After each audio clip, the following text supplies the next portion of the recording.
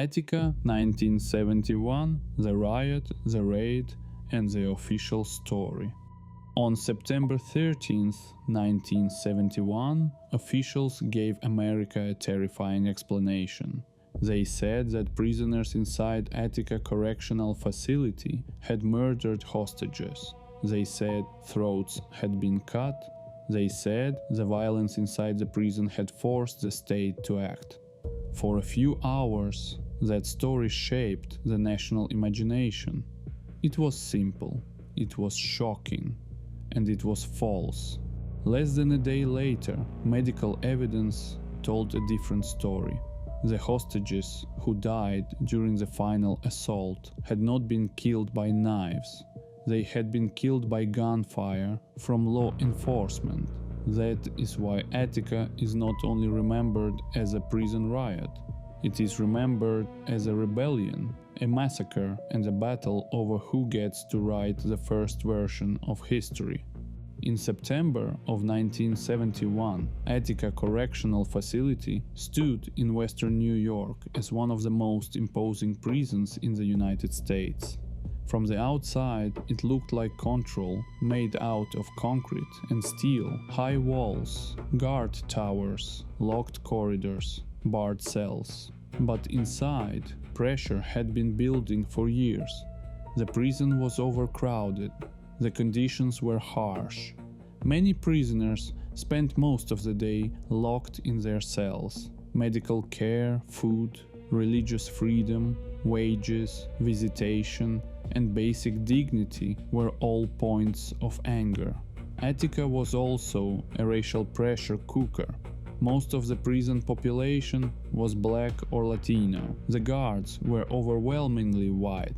And this was America in 1971, only a few years after the assassinations of Martin Luther King Jr. and Malcolm X. During the Vietnam War, during the rise of Black Power, and during a national crisis of trust in government. Inside Attica, those larger American conflicts were compressed into one prison yard. On September 8th, a confrontation between prisoners and guards helped ignite tensions that were already close to the surface. The next morning, September 9th, the situation exploded. Prisoners seized control of parts of the facility. A correction officer, William Quinn, was fatally injured during the takeover. Most of the prison was brought back under state control, but one area remained outside that control, the yard. More than 1,000 prisoners gathered there. They held hostages. They organized themselves. They formed a security group to protect the hostages and keep order. They chose representatives. They prepared demands. This was not a clean story. It was not peaceful. It was not simple. Hostages were being held. A guard had been mortally wounded. The state had lost control of part of a maximum security prison. But inside the yard, the prisoners were also trying to make the world listen. They wanted better medical care, they wanted religious freedom, they wanted fairer treatment, they wanted an end to physical abuse, they wanted better food, better wages, access to education, and basic human respect. To the state, this was a prison crisis. To the prisoners, it was the only way left to be heard. On September 10th, civilian observers were allowed into the yard. They included lawyers, journalists, political figures, and activists. Their presence changed the atmosphere. The prison yard became something unusual, part hostage scene, part political forum, part national stage. Cameras entered, reporters listened, negotiators moved between the prisoners and the state. For a moment, it seemed possible that Attica might end without a massacre, but trust was fragile. The prisoners wanted guarantees, the state wanted surrender, and one issue became almost impossible to solve: amnesty. If the prisoners surrendered, what would happen to them afterward? Would they be prosecuted for the takeover? Would they be punished? Would they be beaten? Would the state keep its promise once the cameras left? That fear was not paranoia. In prison, power does not disappear after a negotiation. It waits. On September 11th, the prisoners presented a manifesto of demands. Correction Commissioner Russell Oswald accepted many of them, but not all.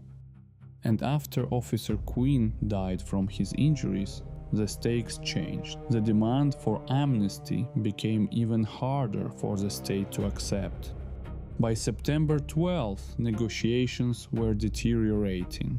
Hostages, prisoners, observers, and even Commissioner Oswald asked Governor Nelson Rockefeller to come to Attica. He refused. That decision mattered.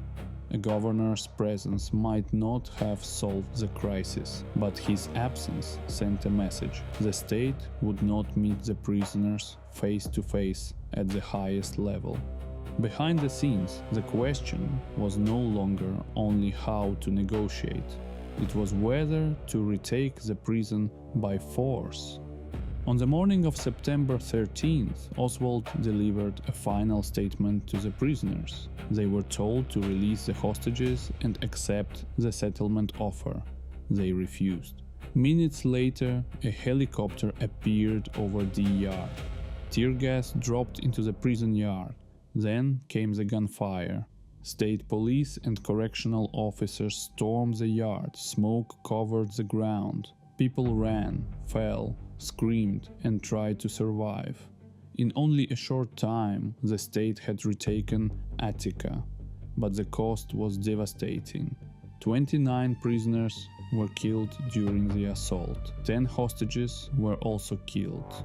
The state had come in to rescue hostages. Instead, its own gunfire killed them.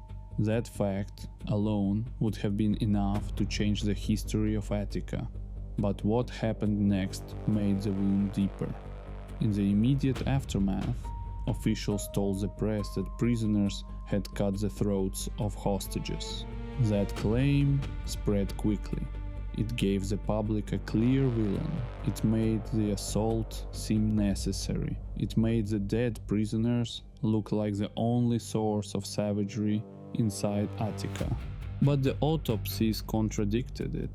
The hostages had not died from slit throats. They had died from bullets. The first official story collapsed. And when that story collapsed, a more disturbing question appeared. Was Attica only a failure of prison control, or was it also a failure of truth? The McKay Commission, created after the uprising, investigated what had happened before, during, and after the retaking of the prison. Its conclusions were severe. The Commission criticized the state's planning, the rapid resort to lethal force, and Governor Rockefeller's decision not to go to Attica before committing armed forces. It described the assault as one of the bloodiest one-day encounters between Americans since the Civil War, with the exception of the Indian massacres of the late 19th century. But official recognition did not mean full accountability. In the years that followed, most criminal charges were brought against prisoners, not law enforcement. Only one state trooper was indicted in connection with the uprising, and that indictment did not lead to the kind of reckoning many survivors expected. Former prisoners alleged brutal reprisals after the retaking. They described beatings, humiliation, and abuse. For years, lawsuits and investigations continued. The story did not end in 1971. It moved into courtrooms, archives, sealed reports, redacted documents, and legal settlements. In 2000, New York State reached a $12 million settlement. with former Attica prisoners and their families. The state admitted no wrongdoing.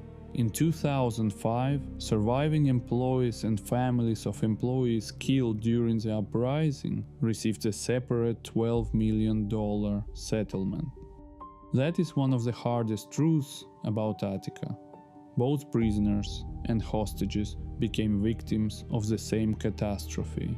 Families on both sides were left with grief. Survivors on both sides were left with trauma. But the power to shape the first story belonged to the state. And that is why Attica still matters.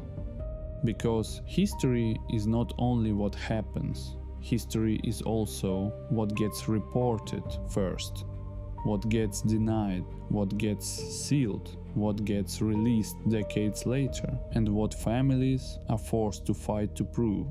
Attica began as a prison uprising. It ended as a test of American power. When the state loses control, how far will it go to take control back? When its own actions create tragedy, how quickly will it tell the truth? And when the first official story is false, how many years does it take for the real one to be heard? Attica was not just a riot, it was a warning about prisons, a warning about force, a warning about official narratives, and a reminder that sometimes the most important question is not only what happened, but who was allowed to explain it first.